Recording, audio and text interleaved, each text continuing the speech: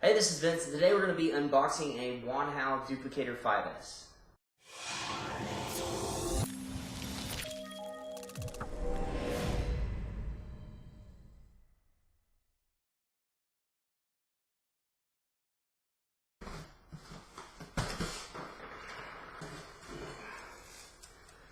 Hey, this is Vince, and I just unboxed the Wanhao Duplicator 5S 3D printer that we got from the Ultimate 3D Printing Store.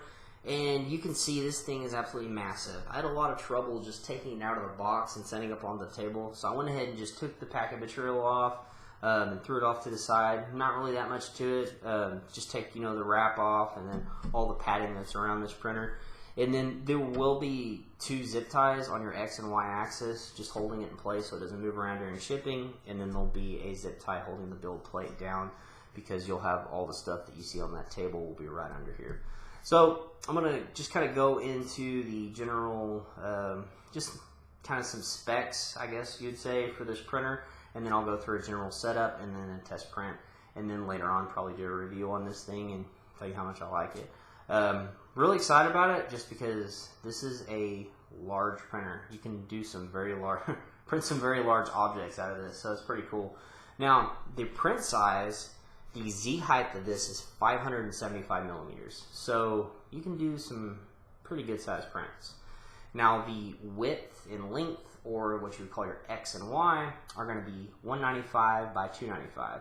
So you have a good amount of space as far as your print base goes, or your build plate, and then as far as your Z height goes, that's absolutely amazing. So you can print some very, very tall objects out of this, and you can just see this compared to some of the printers behind me. This thing is huge. So it's pretty cool. Now, they do say that you can get up to 300 millimeters a second as far as the speed goes, manufacturer's specs, but that's kind of give or take, because you can push your printer to go, to its top speed, but you might lose some quality, so just find your happy medium, but it goes up to 300 millimeters a second is what the manufacturer specs say. And then also those specs as far as the print size are from the manufacturer as well. You might get a little bit more, might get just a little bit less, but just keep that in mind. Now, this is also a 3mm filament extruder.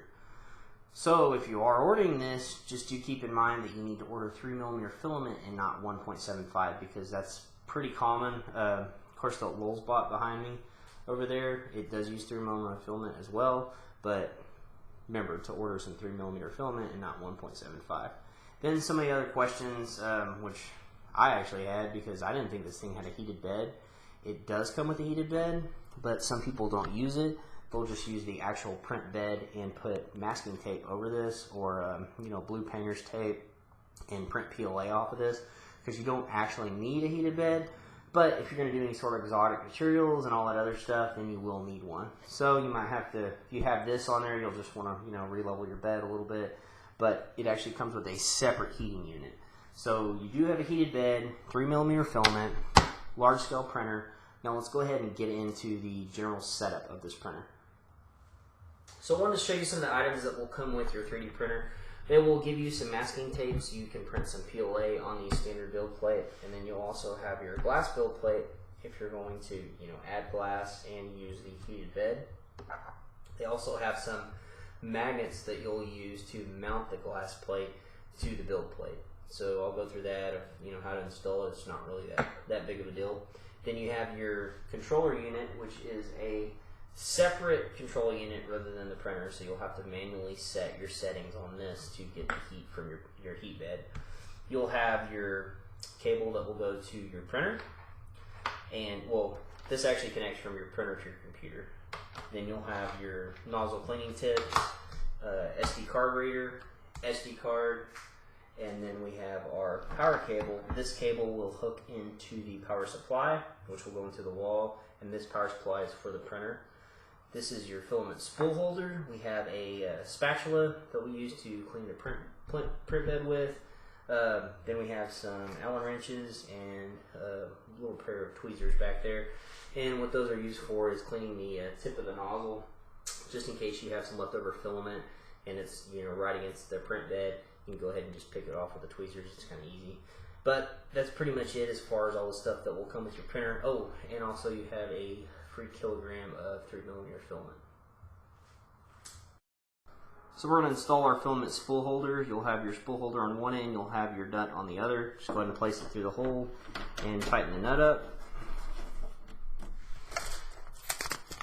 Get your 3mm filament, go ahead and place it to your spool holder. And now you can see I've already pulled the lever down. It'll actually be sitting like this. And this is making it so that there's tension against the extruder gear that will be pushing the filament out. So we're going to go ahead and loosen this up, pull the lever down, and you should be able to see a hole right under there which will feed filament up, and then it should come directly out of the Bowden setup. Now we'll go ahead and close this, and we need to put some tension on it, so we'll go ahead and tighten this. And now we're ready to install our PTFE tube to go to our nozzle. We'll grab our PTFE tube and we'll be inserting it in the Bowden setup. You can see it's tight right there. Then we'll go ahead and insert the other end on the other setup over there. Go ahead and loosen this and push our filament all the way up to feed it to our nozzle. Make sure it's good and tight, and then we'll go ahead and tighten this back up. Now we have our filament loaded. Now we need to hook our power supply up. This end will go in the back of the printer, and this will hook to the plug that will go into the wall. So if you're going to print some PLA, you can go ahead and put some masking tape on this bed, and it's really easy to take off if you need to after your print's done. Shouldn't have any issues with it. Or, put on. It has some pre-drilled holes at 3 different spots, so it's pretty good fit on top of your print bed right there. Now, if you don't want to use this and you want to use a heated bed, the way that they have this set up is you have some different magnets. Now, I was thinking that you might be able to clip this on with some, clips on the side if you didn't want to use the magnets, but the way that they install it is you put your magnets on all 4 corners.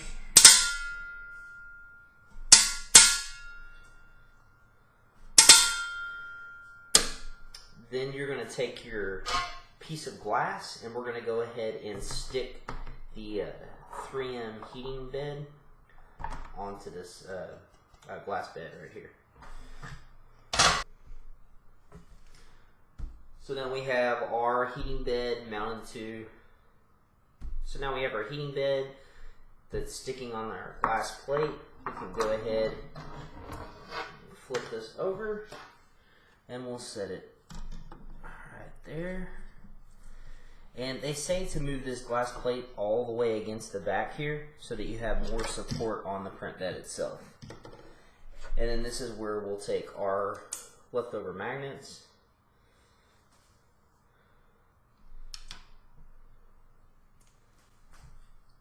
We'll put one on each corner.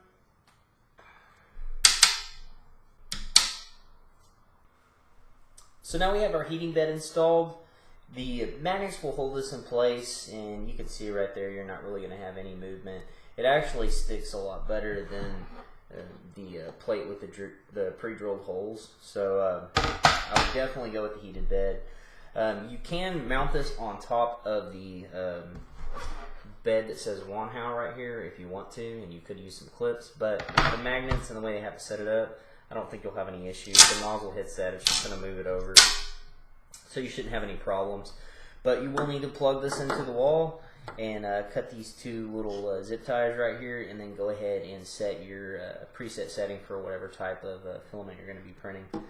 Now, I do recommend using some Aquanet hairspray. Some people do use glue sticks. They both work pretty well. It's pretty much just preference. I just like the Aquanet because it seems like it's a little bit easier to clean up. As far as leveling your bed, go ahead and home your printer. When it gets all the way to the top, you can go ahead and put a piece of paper in between the glass bed and the nozzle, and you just want to make sure it has just a slight resistance. And you can feel it with the paper as you're moving it. It'll just stop slightly. And you're going to do it at all 3 corners where you can adjust the height of the print bed. and it doesn't take too long, and it's something that you'll probably adjust a few times until you get it, you know, to a point where you know that you're not going to have any issues with it. But it's good to go ahead and level your bed. You know, of course you want to level your bed, first thing that you want to do, but then you want to start getting some test prints. You can also get some border prints that will print around in a square, and then you can level it as needed.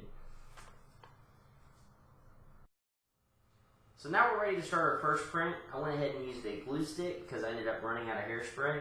Just want to make a good layer on your print bed. Go ahead and heat your print bed up to the correct temperature.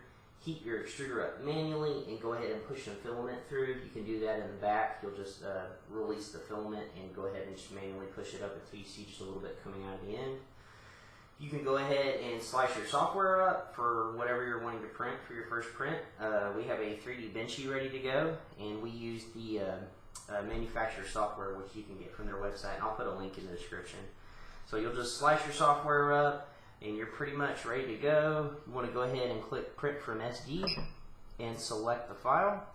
We already have our SD card in, which is right here. It's a 3D Benchy. Select, and it's going to go ahead and start heating the extruder up, and then it'll start our first print.